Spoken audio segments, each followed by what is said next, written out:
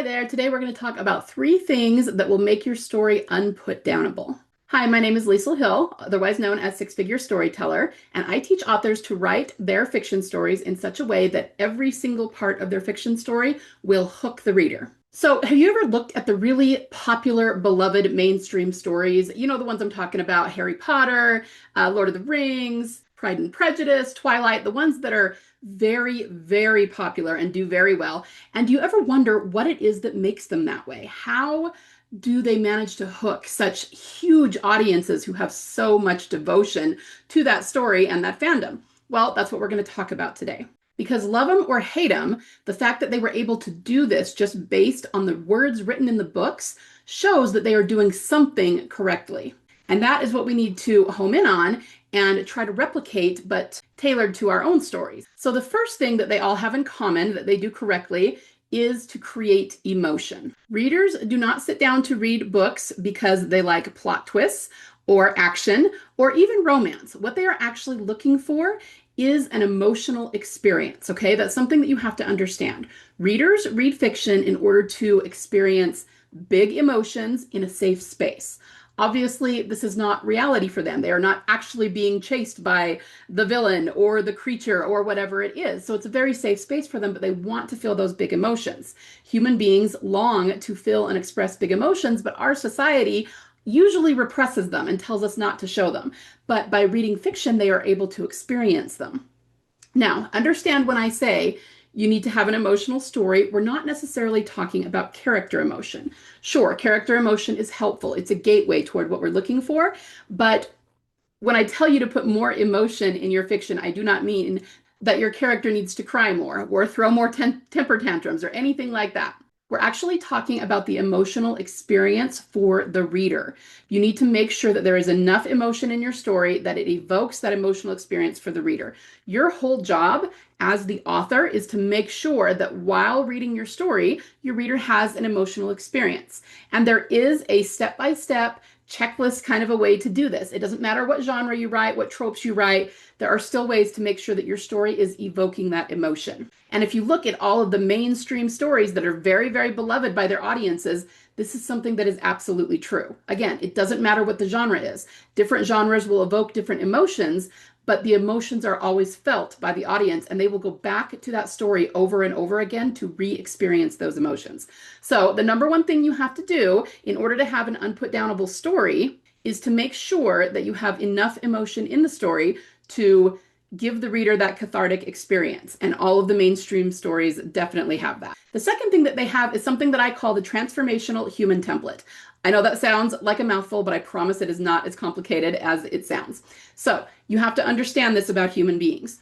We are transformational creatures. What I mean by that is that we are constantly changing and transforming. Of course, we have big transformations that have to do with our beliefs and who we marry and what job we end up taking and what we study and things like that. Those are big life transformations. There are also medium transformations, which is usually learning a skill or a hobby or acquiring knowledge of some kind. It helps, maybe, increase our quality of life, but it's also not life-changing. It's just something that we are choosing to do on our own time. Then there's also micro transformations. These are things we can go through on the daily. It can be anything from losing our keys in the morning, stubbing our toe, trying to decide what outfit to wear. They're very, very small things that we have to make decisions over, but we make them every single day, many times per day. And here's the real kicker.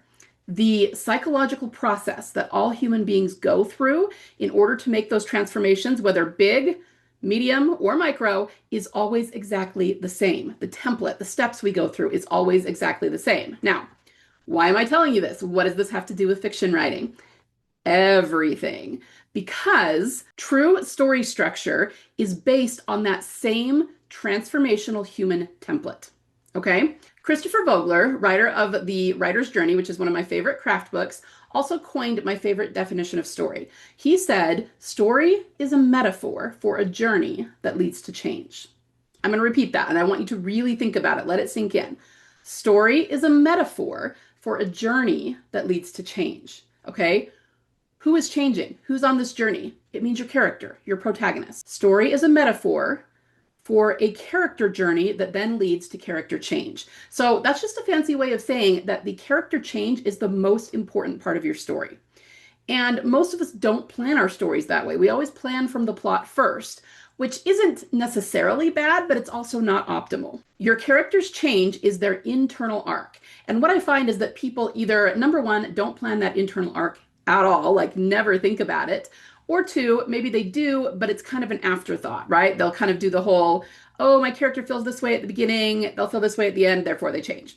And that's really not enough. You need to have a very intentional, very deep character change in order to create that catharsis. So remember what I said for number one, you have to create the emotion for the reader. If you don't have a very well thought out internal arc and change for your character, you're not going to be able to create that emotion, period. You have to have it. And that's why it should not be an afterthought, right?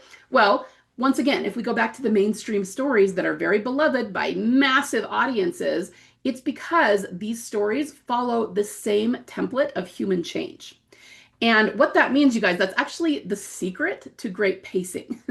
If you follow the template, then you never have these holes in your story. You never have these boring parts. You can create an actual page turner that the reader will just want to keep reading. And why is that? Because we as human beings live this template every day of our lives, right? Now, most of your readers, they won't recognize that. They don't know what it is. You're not going to get reviews that say, oh, the author missed the third point in the Transformational Human Template. No, of course not. They have no idea what that is. What they will say is, it was boring, or the ending didn't really land for me.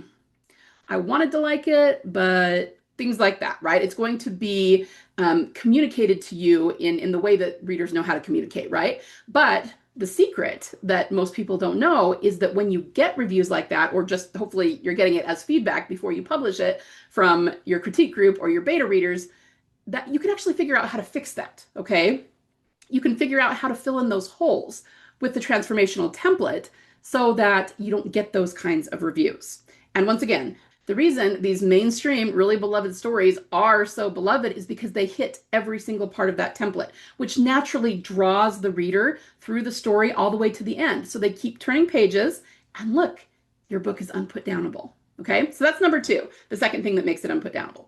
Now let's talk about the third thing, and it really piggybacks off number two, and that is having a transformation for your character. So number two is actually following the template all the way through the story, but you need to have that transformation at the end. Once again, because human beings live this template every day, if you can use it to hook them, which you should, then they are going to be very invested in your characters. Human beings love an underdog. Okay, when we see Harry Potter at the beginning of book one being abused by his aunt and uncle and made to sleep under the stairs, we feel badly for him, and we understand injustice, and we understand being treated unfairly, because we've all experienced it at some point in our lives, and we automatically want to see Harry overcome that. We want to see him triumph. We want to see the Dursleys looking stupid, because that would be poetic justice, all of that. Well, guess what? In order to create immense story satisfaction, you have to show the character transforming. We have to start with a problem, something that is suboptimal at the beginning, and then watch them transform. Now, this is usually an emotional transformation. You absolutely can have a physical, plot-based transformation to go along with it, but to create the emotion, it needs to be deeply, deeply emotional, psychological, and or spiritual, okay? Every single one of the mainstream stories that are beloved by audience has this. And if you don't have it, maybe you did a good enough job pulling them through the book and so they get to the end. But if they get to the end and it falls flat for them, what are they going to say? It was okay. Oh, that is the death knell for your book. And not only that, you're not going to be able to keep that reader because you didn't give them enough satisfaction in the story to make them say, I want to read everything this author has because I had such a good emotional experience reading that book, right? So I'm going to tell you guys a little story that happened to me recently, right? I was debating whether to watch a particular series. It doesn't really matter what it was, but it was based on a film. And then years later, they made it into like a full series. I had watched the film and I was not impressed with it, especially with the ending. So I was very skeptical about watching the series. I was thinking if it's based on that same film, I'm not going to like it. I didn't like the film, right? But I went onto IMDb and I started looking at the reviews, not the ones with spoilers, but just the non-spoilery reviews.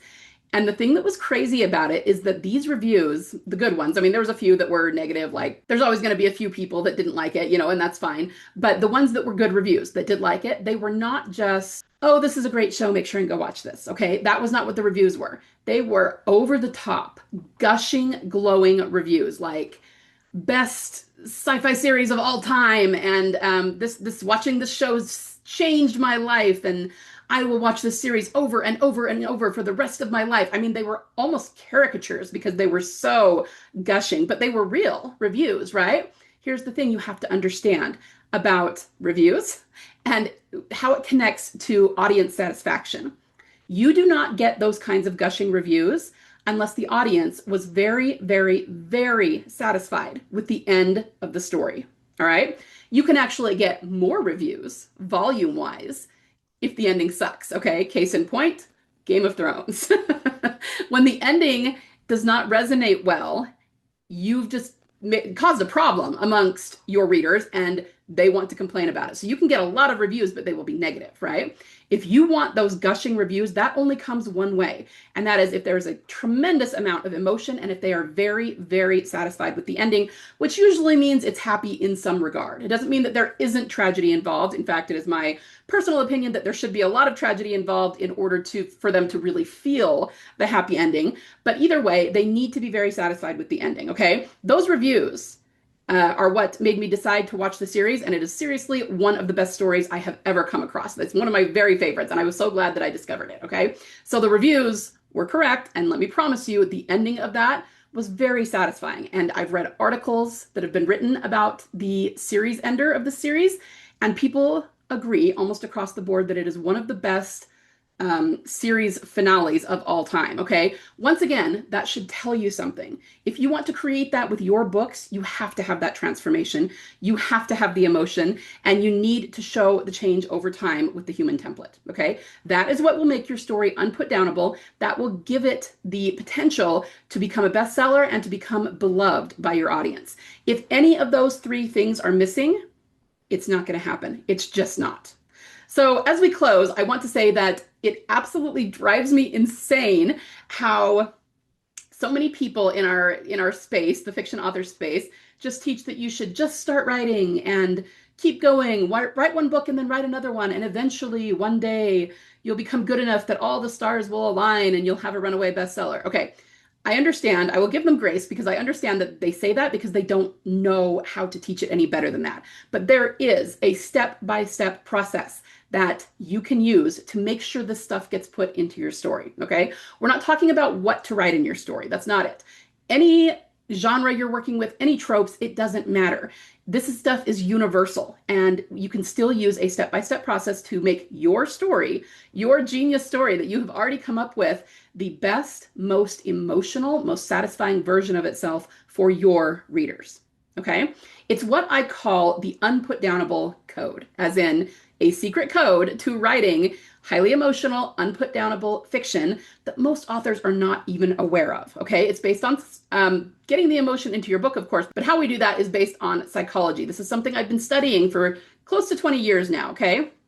So if you are at all interested in learning this, in having me teach you the step-by-step process for how to make your story very emotional and unputdownable and teach you the secret code that most people don't know, I am getting ready to launch a program where I'm going to show you that over the course of 12 weeks. Each week we will do a different part of story. I will show you exactly what you need to do to make that aspect of your story unputdownable. It is an A to Z step-by-step process. And then I will also give you feedback on it. Okay, so if that is something you're interested in, click the link in the caption or show notes below and fill out the form. It is an application form. It has all the information there that you need, and I will be going through them myself. But this starts the first week in July, so you don't have a whole lot of time to get your applications in. So if you want to learn this, make sure and check that out, and I hope to see you very soon inside the Unputdownable Code cohort. All right? Thank you so much for being here with me today. I hope this was helpful to you. Make sure that you are doing everything you can to get these three things into your story so that you can make it unputdownable, because the world always needs more unputdownable stories. All right? See you next time. Bye.